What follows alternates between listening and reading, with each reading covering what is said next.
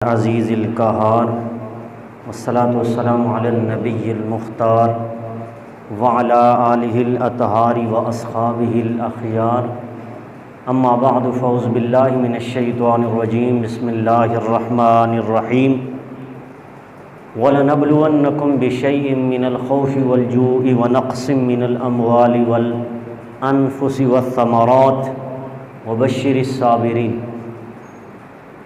ان اللہ وملائکتہ یصلون علی النبی یا ایھا الذین آمنوا صلوا علیہ وسلموا تسلیما اللہم صل علی سیدنا واصحاب سیدنا ومولانا محمد وبارک وسلم وصلی علیہ صلاۃ والسلام علیک یا رسول اللہ وعلی آلک واصحابک یا سیدی یا حبیب اللہ۔ اللہ تبارک تعالی جل جلالہ وعم نوالہ وعظم شانہ واتم برہانہ کی حمد و ثنا اور حضور سرور کائنات جناب محمد الرسول اللہ صلی اللہ علیہ وسلم کے دربار گور میں ہدیہ درود و سلام عرض کرنے کے بعد نہایت ہی معزز سامعین و ناظرین، اللہ رب العزت کا لاکھ لاکھ شکر ہے کہ اللہ رب العزت نے پھر سے ہمیں جمعۃ المبارک کا مقدس دن نصیب فرمایا۔ اللہ تبارک تعالیٰ کی بارگاہ میں دعا ہے کہ اللہ رب العزت آج کے اس مقدس دن میں ہم سب کی بخشش و مغفرت فرمائے، جمعۃ المبارک کو ہمارے گناہوں کا کفارہ بنائے۔ حضرات محترم، گزشتہ جمعۃ المبارک میں نے اعلان کیا تھا کہ میں اس ٹاپک پر بات کروں گا کہ کربلا میں کون جیتا کون ہارا۔ اس حوالے سے چند باتیں آپ کے سامنے اسی ٹاپک پر بیان کروں گا، تو اللہ رب العزت مجھے حق اور سچ بیان کرنے کی توفیق عطا فرمائے۔ گزشتہ جمعۃ المبارک کچھ میرے عزیز فوت ہو چکے تھے، راستے میں سفر کے دوران ہی مجھے پتہ چلا، تو ادھر سے ہی پھر میں گاؤں چلا گیا۔ پھر آج بھی میرا ایک کزن فوت ہوا ہے، لیکن ابھی جمعے کے بعد پھر میں گاؤں میں جاؤں گا، تو اس لیے یہ تیسرا جمعۃ المبارک ہے، درمیان میں ایک فرق آ گیا تھا، تو اس لیے میں نے اعلان کیا تھا کہ کربلا میں جیتا کون ہارا کون۔ اس حوالے سے یاد رکھیے کہ اللہ تبارک تعالیٰ نے اپنے مقبول بندوں کو مختلف علائشوں میں، آزمائشوں میں انہیں امتحان میں ڈالا، اور پھر اللہ کے جتنے بھی نیک مقرر بندے ہوتے ہیں اللہ رب العزت انہیں اپنی آزمائشوں میں سے گزارتا ہے۔ پھر اس کے بعد وہ اس مقام پر جتنے بھی اس کے قریبی اور اعلیٰ مراتب پر فائز ہونے والے ہوتے ہیں، اللہ تبارک تعالیٰ قرآن مجید میں انہی آزمائشوں کا تذکرہ بیان کرتا ہے کہ وَلَنَبْلُوَنَّكُمْ بِشَيْءٍ مِّنَ الْخَوْفِ وَالْجُوعِ وَنَقْصٍ مِّنَ الْأَمْوَالِ وَالْأَنفُسِ وَالثَّمَرَاتِ سورہ بقرہ سورت نمبر 2 اور آیت نمبر 156 میں اور 155 میں اللہ رب العزت ارشاد فرماتا ہے، ہم ضرور بالضرور تمہیں آزمائیں گے، ضرور بالضرور تمہیں آزمائیں گے، کچھ ڈر سے، کچھ خوف سے، کچھ بھوک سے، اور کچھ مالوں کی کمی سے، اور کچھ جانوں کی وجہ سے تمہاری جان لے کر، اور کچھ پھلوں کی کمی کی وجہ سے۔ اور پھر اللہ رب العزت فرماتا ہے ہمارے ہاں خوشخبری اس کے لیے ہے جو ان معاملات میں صبر سے کام لیتا ہے۔ کس سے کام لیتا ہے؟ صبر سے کام لیتا ہے۔ یاد رکھیے اللہ رب العزت نے فرمایا کہ یہ نہیں، ہم تمہیں آزمائیں، ضرور آزمائیں گے، تھوڑا سا خوف تمہیں عطا کر کے، تھوڑا سا غم، تھوڑی سی بھوک دے کر، کہیں مال کی کمی ہوگی، کتنے دن تمہیں بھوکا پیاسا رہنا پڑے گا، اور پھر کہیں تمہاری جان بھی تمہیں قربان کرنی پڑے گی رب کی رضا کے لیے، اور پھر بچوں کی قربانیاں۔ یہ ساری علائشیں اور ساری آزمائشیں فقط کربلا کے میدان میں صرف امام علی مقام، امام حسن اور کے چھوٹے بھائی امام حسین علیہ السلام، ان پر یہ آزمائشیں ساری اتری ایک ہی وقت پر، تو اللہ رب العزت نے انہیں آزمایا۔ جیسا کہ بخاری کے اندر اور ترمذی شریف کے اندر حدیث نمبر 2322 ہے، میرے نبی علیہ الصلوۃ والسلام نے خود فرمایا، صالحین اور مقرب جو اللہ کے محبوب بندے ہیں ان کے بارے میں رب ذوالجلال نے فرمایا، اللہ تبارک تعالیٰ کے دربار میں غداروں پر بھی جب مشکل وقت آتا ہے تو ان پر جب مشکل وقت آتا ہے تو وہ عذاب ہوتا ہے۔ غداروں پر مشکل وقت آنا یہ ان پر عذاب کی علامت ہے، اور نیک کاروں پر، رب وفاداروں پر رب کی طرف سے جو آزمائشیں آتی ہیں، مصیبتیں آتی ہیں، مشکل وقت آتا ہے، یہ ان کے لیے آزمائش کا وقت ہوتا ہے، ان کا امتحان ہوتا ہے۔ دو طرح کے بندوں پر مصیبتیں نازل ہوتی ہیں، اچھے پر بھی اور برے پر بھی، لیکن جب اچھوں پر نازل ہوتی ہیں تو وہ عذاب بن کر آتی ہیں، اور جب نیکوں پر آتی ہیں تو وہ ثواب بن کر آتی ہیں۔ کیا بن کے آتی ہیں؟ ثواب بن کے۔ اب سنیے، یہ بخاری شریف کے اندر بھی اور جامع ترمذی کے اندر حدیث موجود ہے۔ میرے نبی سے خود سوال کیا گیا، قال قلت یا رسول اللہ ای الناس اشد بلاء قال انبیاء ثم المثل فالامثل۔ میرے نبی علیہ الصلوۃ والسلام سے پوچھا گیا، یا رسول اللہ سب سے زیادہ مصیبتیں کس پر آتی ہیں؟ تو میرے نبی نے فرمایا سب سے زیادہ انبیاء پر، اور اس انبیاء میں سب سے زیادہ مجھ پر مصیبتیں، پھر انبیاء کے بعد اس کے بعد جو درجے والے ہیں ان پر، پھر انبیاء کے بعد شہداء پر، شہداء کے بعد علماء پر رب ذوالجلال کی طرف سے آزمائشیں نازل ہوتی ہیں۔ تو اس سے یہ پتہ چلا کہ اللہ رب العزت اس سے بندوں کو مزید گریڈ عطا فرماتا ہے۔ تو اب کربلا میں جانے کی وجوہات سنیے کہ کربلا میں امام عالی مقام کا چلے جانا کس چیز کی دلالت کرتا ہے۔ تو سیدنا امام حسین رضی اللہ تعالیٰ عنہ جب راہ کربلا میں چلے تھے، تاریخ طبری کے اندر لکھا ہے کہ آپ کا وہ خطبہ پوری تفصیلی کے ساتھ موجود ہے، خطاب موجود ہے تاریخ طبری کے اندر، کہ آپ نے فرمایا، جس میں انہوں نے بڑی تفصیلی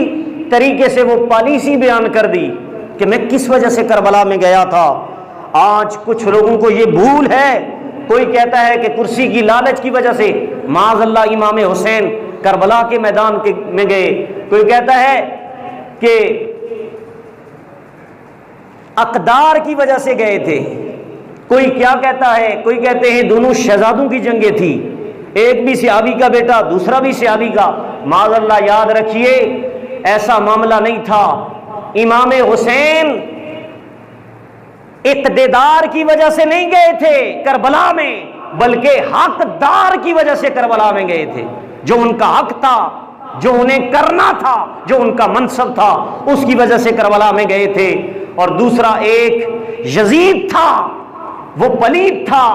اور امام حسین پاک تھے جن کی پاکی قرآن بیان کرتا ہے۔ تو سن لیجئے، کوئی کہتے ہیں جناب کرسی کی لالچ کی وجہ سے، اور کوئی کہتا ہے مریدوں کی تعداد بڑھانے کے لیے اضافہ کرنا چاہتے تھے معاذ اللہ۔ لیکن سن لیجئے، حضرت امام حسن سے بڑی مسند کس کے پاس ہوگی کہ وہ مسند لینے کے لیے یا کرسی لینے کے لیے گئے تھے؟ انہیں تو پہلے میرے نبی نے جنت کے سرداروں، جنت کے جوانوں کا سردار بنا دیا تھا، جنت کا مالک بنا دیا تھا۔ تو اس لیے انہیں کس منصب کی ضرورت تھی؟ اور ان سے بڑا پیر کون تھا کہ انہیں پیری مریدی کے لیے، اپنے مرید بنانے کے لیے وہ وہاں پر گئے تھے؟ سنیے، صحابہ کرام رضی اللہ تعالیٰ عنہم اجمعین حضرت امام حسین کے ہاتھ چوم رہے تھے،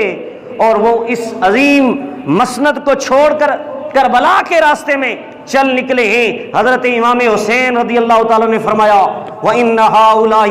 قَدْ لَزِمُوا طَاعَةَ الشَّيْطَانِ وَتَرَكُوا طَاعَةَ الرَّحْمَنِ وَعَزَرُوا الْفَسَادَ وَعَطَّلُوا الْحُدُودَ۔ یہ تاریخ طبری اور تاریخ دمشق کے اندر یہ بات موجود ہے۔ امام حسین نے فرمایا، اور بے شک ان لوگوں نے شیطان کی اطاعت کو لازم قرار دیا، یزیدیوں نے شیطان کی اطاعت کو انہوں نے اپنے اوپر لازم قرار دیا کہ ہم نے شیطان کی اطاعت کرنی ہے، اور رحمان کی اطاعت کو انہوں نے ترک کر دیا، اور زمین میں فساد کو عام کر دیا، اور اسلامی حدود کو معطل کر دیا یزیدیوں نے۔ حضرت امام حسین رضی اللہ تعالیٰ عنہ فرمانے لگے، میرے مدینہ شریف سے مکہ شریف اور پھر مکہ شریف سے کربلا جانے کا اور کوئی سبب نہیں ہے، صرف یہی سبب ہے، وَإِنَّ هَؤُلَاءِ اس یزیدی ٹولے نے جو کام کیا ہے، قَدْ لَزِمُوا طَاعَةَ الشَّيْطَانِ انہوں نے شیطان کی اطاعت کو لازم قرار دیا۔ میں اس کی وجہ سے جا رہا ہوں، وہ شیطانوں کے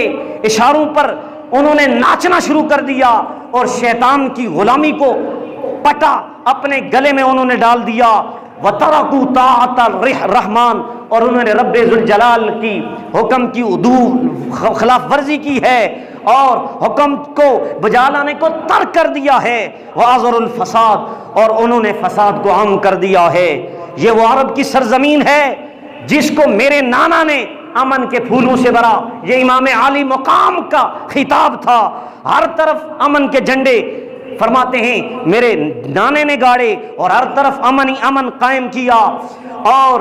اس نے عرب میں فساد شروع کر دیا یزید نے، اور پھر مال غنیمت کی ناجائز تقسیم شروع کر دی، اور ایسے میں اپنے گھر میں آرام سے میں نہیں بیٹھ سکتا، ایسے میں حجرے کے اندر بیٹھ کر یہ سب کچھ میں نہیں دیکھ سکتا۔ امام عالی مقام کا خطبہ، اور فرمایا وَعَطَّلُ الْحُجُودِ، یہ وہ شخص ہے یزیدی، اس نے اللہ رب العزت کی یعنی کہ حدود اسلامی کو انہوں نے مٹانے کا عزم کر رکھا ہے، اور وہ حدود جن کو آباد کرنے کے لیے میرے نانا جی نے اپنے عرش سے مقدس لہو پیش کیا تھا، وہ حدود جس کو آباد کرنے کے لیے طائف کے بازاروں میں میرے نانا نے پتھر کھائے تھے، فتح و حنین کے مار کے جن حدود کو آباد کرنے اور ان کو قائم کرنے میں آقا علیہ السلام نے سب کچھ میرے آقا نے صرف کر دیا۔ آپ نے فرمایا یہ اس شخص کا مشن ہے، یہ ان حدود کو معطل کرنا چاہتا ہے یزید، اور میں اپنی زندگی میں اسلامی حدود کو معطل نہیں کرنے دوں گا، اور میں نکلوں گا اور میں اس سے ٹکراؤں گا، میں اس سے جنگ کروں گا، ہمیشہ کے لیے اسلام کو ایک نئی زندگی عطا کروں گا۔ حضرات محترم، یہ امام حسین کا عزم تھا اور یہ ارادہ تھا، یہ خطبہ ان کا تاریخ طبری کے اندر موجود ہے۔ نظام مصطفیٰ کا نفاذ سب سے پہلے امام حسین نے کیا تھا۔ یاد رکھو اصحاب کہف کے بارے میں قرآن کے اندر آتا ہے، جب وہ ظالم دقیانوس بادشاہ جو ظالم تھا، اس کی وجہ سے وہ اس سے چھپ کر اپنا ایمان کی حفاظت کرنے کے لیے اور اپنے دین کی حفاظت کرنے کے لیے، فقط اپنے دین کی حفاظت کرنے کے لیے وہ غار کے اندر داخل ہوئے اپنا دین بچانے کے لیے، تو ان کا مقام اللہ رب العزت نے قرآن میں بیان کیا۔ تو یاد رکھو جس نے کربلا میں سارے دین کو بچایا، انہوں نے فقط اپنے دین کو بچانے کے لیے غار میں پناہ لی، ان کا مقام اللہ قرآن میں بیان کر رہا ہے اصحاب کہف والوں کا، اور اسے کہتا ہے یہ عجیب واقعہ ہے اصحاب کہف کا، رب ذوالجلال فرماتا ہے۔ تو سنو، جس کربلا کے میدان میں امام حسین نے اپنا دین ہی نہیں بلکہ قیامت تک آنے والے سارے مسلمانوں کے لیے دین کو بچایا، دین کو زندگی عطا کر دی، اس کا نام امام حسین ہے، اس کا نام امام حسین ہے۔ سنیے امام حسین کا حر کو جواب سنیے، میدان کربلا میں آپ کیا کہتے ہیں؟ حضرت حر رضی اللہ تعالیٰ عنہ جب یہ کہہ رہے تھے کہ آگے موت کھڑی ہے، 22,000 کے مقابلے میں ہم کس طرح ہم ان کے ساتھ جنگ کریں گے، حضرت امام حسین کا یہ جملہ کتنا تند و تیز تھا کہ آپ نے ارشاد فرمایا افا بالموت تخوفنی، کیا تو موت سے مجھے ڈراتا ہے؟ حضرت حر رضی اللہ تعالیٰ عنہ کو فرمایا کیا تو مجھے موت سے ڈراتا ہے؟ موت تو معمولی سی چیز ہے، اے حر اس سے کوئی بڑی چیز ہے تو وہ میرے سامنے لاؤ۔ کہتے ہیں ولاکن اقول کما قال خل اوسی لابن عمه وقد لقيه وهو يريد نصرت رسول اللہ صلی اللہ علیہ وسلم فقال اين تذهب فانك مقتول۔ البدایہ والنہایہ کے اندر، تاریخ کی کتاب کے اندر امام حسین کا یہ جملہ موجود ہے۔ حضرت امام حسین فرمانے لگے میں اس طرح کہوں گا جس طرح اوس کے بھائی نے اپنے چچا زاد بھائی سے کہا تھا کہ جس وقت ان سے ملاقات کی، حالانکہ اس کا ارادہ رسول اللہ صلی اللہ علیہ وسلم کی مدد کا تھا، اور وہ اپنے چچا زاد بھائی سے کہنے لگے کہ تم کہاں جا رہے ہو، اس راستے پر تم جاؤ گے تو تمہیں قتل کر دیا جائے گا۔ امام عالی مقام فرماتے ہیں میں ہوش کی طرح جواب دوں گا۔ آپ نے فرمایا آج میں وہی نعرہ لگاؤں گا جو نعرہ میرے نانے کے سامنے صحابی نے لگایا تھا کہ کربلا میں جو سب سے پہلے نعرہ گونجا وہ صحابہ کرام کا نعرہ تھا۔ آپ فرمانے لگے ایک لشکر مدینہ شریف سے نکلا تھا، ایک صحابی کے بھائی سامنے آ گئے اور کہنے لگے، انہوں نے کہا واپس بھائی واپس چلے جاؤ، کیونکہ آگے تلواریں کھڑی ہیں، آگے اس سے موت کا راستہ ہے، تم واپس پلٹو میرے بھائی، تم میرے ساتھ پیدا ہوئے، ہم ایک پیٹ سے دنیا میں آئے، تمہاری ماں بھی وہی ہے، تمہارا باپ بھی وہی ہے، تم واپس پلٹو۔ تو اس راستے پہ جا کے تم واپس نہیں بچ سکو گے۔ تو اس وقت جو بھائی نے اپنے بھائی کو جواب دیا تھا، وہی جواب امام حسین نے حضرت حر کو دیا، کہا آج میں بھی تمہیں وہی جواب دیتا ہوں جو میرے نامنے کے سامنے اس صحابی نے جواب دیا تھا۔ کہنے لگے سامدی وما بالمیت عار علی الفتى، میں پیچھے نہیں ہٹوں گا، کربلا کو عبور کر کے رہوں گا۔ وما بالموت عار علی الفتى، میں موت سے کبھی بھی نہیں گھبراؤں گا، ہائے ہائے کبھی نہیں کروں گا، شکایت تک نہیں کروں گا، اس لیے جو ان کو کبھی موت سے شرم ہی نہیں آتی۔ وما بالموت عار علی الفتى، جوان مرد ہو اور وہ موت سے شرمائے، کہا ایسا ہرگز نہیں ہو سکتا، میں جوان ہوں اور میرے جسم کے اندر میرے نانے کا خون موجود ہے، اور یہ خون رسول ہے، یہ کبھی بھی موت کے سامنے شرمائے گا نہیں اور پیچھے نہیں ہٹے گا۔ اذا ما نوا حقا وجاہد مسلما، اور پھر میرے جیسا جوان جو نواسہ رسول ہو، حضرت امام علی مقام کہنے لگے کہ جس کی نیت بھی بالکل ٹھیک ہو اور جھنڈا جہاد اسلامی کا ہاتھ میں ہے، تو امام علی مقام نے فرمایا میں کوئی اپنی ذات کے لیے نہیں جا رہا، بلکہ میں تو اسلام کے لیے جا رہا ہوں۔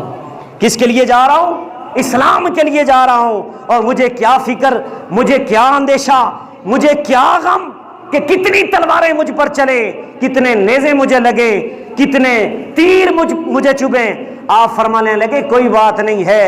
صرف دو ہی باتیں ہیں، یا تو کربلا جا کر زندہ رہوں گا یا کربلا جا کر شہید ہو جاؤں گا، یاد رکھو۔ اور پھر آگے امام علی مقام کہنے لگے، فرمانے لگے ان عشت لم علم، اگر کربلا جا کے میں زندہ رہا تو مجھے شرمندگی نہیں رہے گی، قیامت تک مجھے شرمندگی نہیں رہے گی، مجھے ندامت نہیں ہوگی۔ کربلا کے راستے سے ہٹ جاؤں، میں یزید سے کمپرومائز کر لوں، ایسا نہیں ہو سکتا۔ حضرات محترم، آگے امام حسین نے فرمایا کفا بک موتا ان تذل وتزغما، تیرے لیے یہ ذلت کافی ہے جو تیرے دل میں ہوگی وہ تو کہہ نہیں سکے گا، اسی ذلت میں رہے گا یزید کے سامنے۔ امام حسین نے یہ جملہ کہا اور اس کا اس پر اثر ہوا، حضرت امام حسین نے اسی تربیت کا ثبوت دیا جو میرے نبی علیہ الصلوۃ والسلام کا فرمان ابن ماجہ کے اندر موجود ہے۔ میرے نبی علیہ الصلوۃ والسلام کا فرمان سنن ابن ماجہ کی حدیث نمبر 2792 پر موجود ہے۔ میرے نبی نے فرمایا ما یجد الشہید من القتل الا کما یجد احدکم من القرصہ، میرے نبی نے فرمایا شہید کو بوقت شہادت اتنا بھی درد نہیں ہوتا کہ جتنا تجھے چیونٹی کے کاٹنے سے ہوتا ہے۔ بندے کو چیونٹی کاٹتی ہے اتنا پین بھی نہیں ہوتا، اتنا درد بھی نہیں ہوتا جتنا وقت شہادت میرے نبی نے فرمایا بندے کو درد ہوتا ہے۔ سن لیجئے میرے نبی علیہ الصلوۃ والسلام کے یہ شہزادے، ان کا خطبہ کتنا حوصلہ اور استقامت والا تھا۔ آپ فرمانے لگے فإنی لا أعلم أصحابا أوفى ولا خيرا من أصحابي، اس وقت میں تم پر سب سے بڑھ کر مقرب ہوں پوری امت مسلمہ میں، اور مجھ پر سب سے زیادہ ذمہ داری یہ ہے کہ میں اس رسول کا نواسا ہوں کہ جس رسول کے دین کے ٹکڑے ہونے جا رہے ہیں،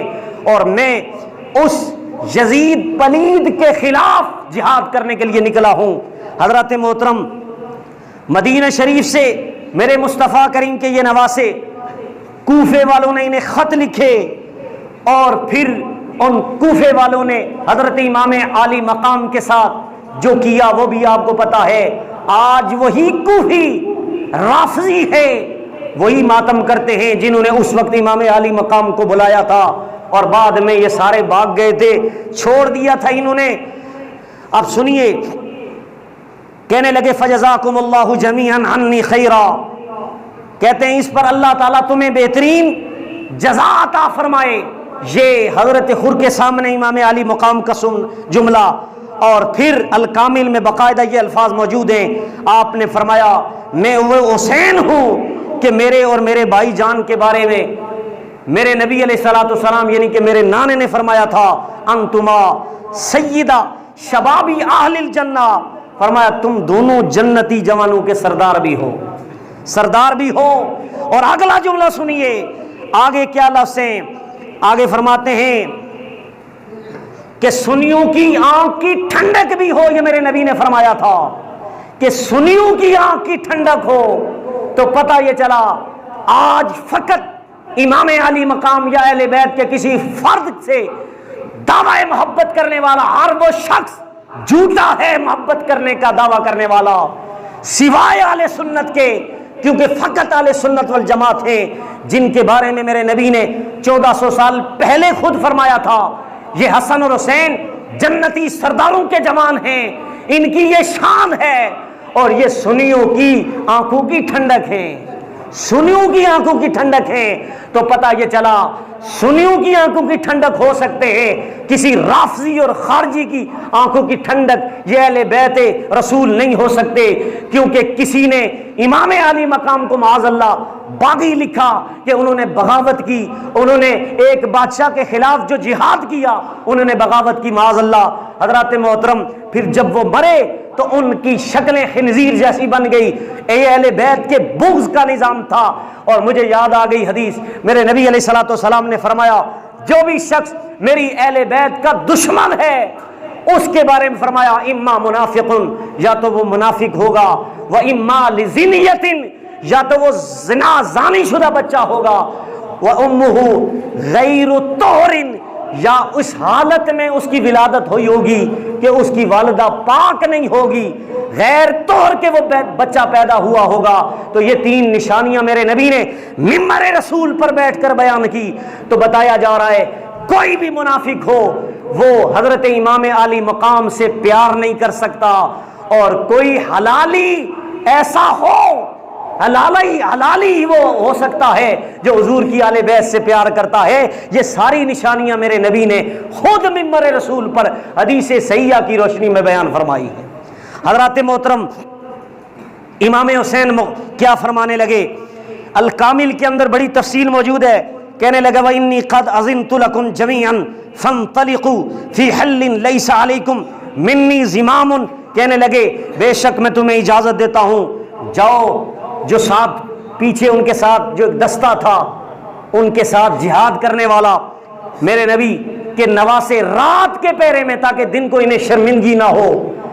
خیمے لگا کر امام علی مقام نے کہا یہ یزید میرے خون کا پیاسا ہے، کیونکہ اس کی میں نے بیعت نہیں کرنی، لہذا تم کیا کرو،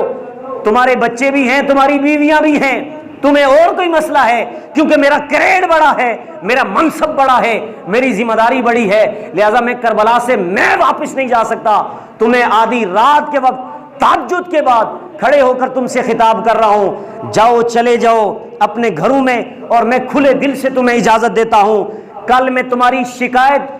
حضور کی بارگاہ میں نہیں کروں گا، یہ کہوں گا نانا جان یہ میرے ساتھ چلے تھے، تو تم رات کے پہرے میں تاکہ تمہیں شرمندگی نہ اٹھانی پڑے نبی علیہ الصلوۃ والسلام کے سامنے میدان محشر، میں تمہیں یہ نہیں کہوں گا کہ تم نے یہ کیا کیا ہے۔ تو اس لیے امام حسین نے ان سارے اپنے ساتھیوں سے یہ کہا، لیکن یاد رکھیے جو پکے تھے پختہ تھے انہوں نے کہ امام علی مقام کئی صحابہ تھے، کئی حضور کی آل بیت کے افراد تھے، سب نے میرے نبی علیہ الصلوۃ والسلام کے اس نواسے کے ہاتھ پر بیعت کی اور کہا امام حسین ہم ادھر سے آپ کے ساتھ چلے ہیں، اب ہمارا سر بھی کٹ جائے ہم واپس نہیں جائیں گے، یا تو ہماری شہادت ہوگی یا ہم غازی بن کر نکلیں گے۔ حضرات محترم بڑا لمبا تفصیلی آگے تقریر میرے سامنے ان کے امام حسین کے خطابات جو بڑے ہی استقامت والے اور جرت والے وہ بیان کرنے تھے، تو اس لیے وقت ہوا چاہتا ہے، اس لیے میں اجازت چاہوں گا۔ اللہ رب العزت سے دعا ہے کہ اللہ پاک